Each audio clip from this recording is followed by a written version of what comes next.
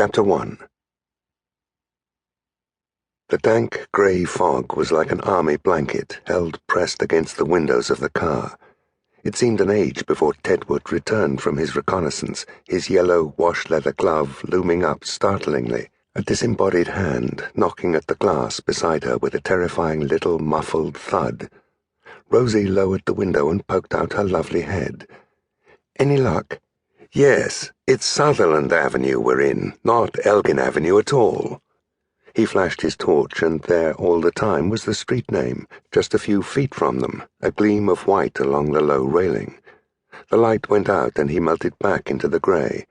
She saw the flare of the torch again, dimly glowing, as he passed round the back of the car and climbed into the driving seat, settling himself beside her, stout, solid, comfortable old Tedwood, with a reassuring pat upon her knee. "Won't be long now, chicken. I know exactly where we are. Don't worry." "That's what you said before," she complained, driven by shock and anxiety to an unwonted peevishness. "Yes, but this time I really do. Only we seem to have got back to front, God knows how, and I shall have to turn her round." A bus crept by, a ghost bus, a glimmer with eerie lights, with more lights making pinpoints in the leaden dark where a line of lesser vehicles crawled in its broad wake. He swung round with infinite caution, and for a minute or two they crept along in the queue before edging off cautiously, hugging the gutter to the left. "Don't worry, Pat. I really do know now." Rosie jerked impatiently. "How can I not worry? We've been hours already." "A quarter of an hour at most, Rosie.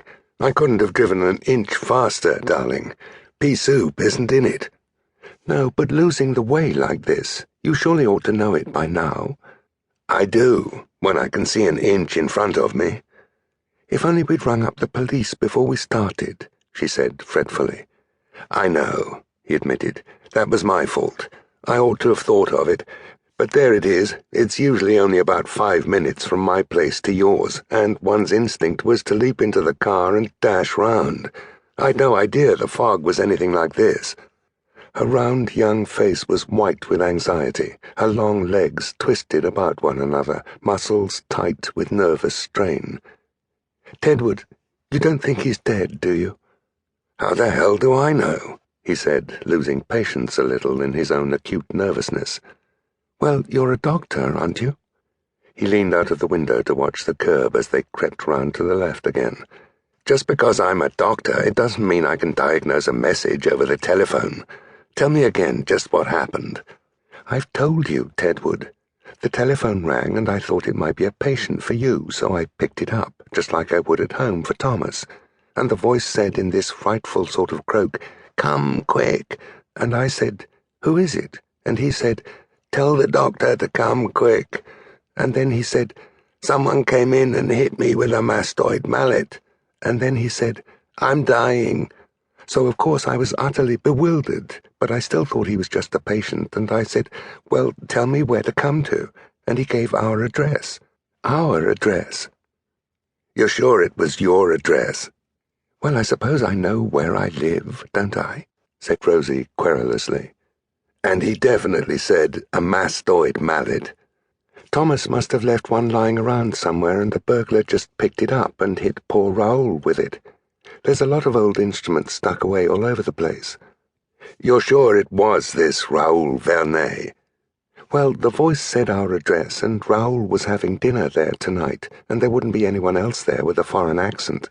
Oh, Tedwood, do you think he could be really dying? Of course, Frenchmen do make a fuss."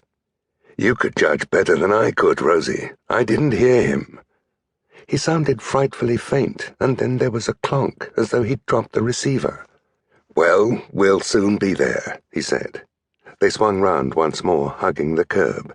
"This is Maida Vale now. We shan't be long." They drove on in silence, the little car stealing through the muffled murmur of the fog-blanketed city like a marauding cat, creeping along on its belly, grey body melting into the grey, only its two bright eyes round and agleam in the night. The man's heavy, middle-aged face, usually so jocund and smiling, was lined with anxiety and as leaden and grey as the fog outside.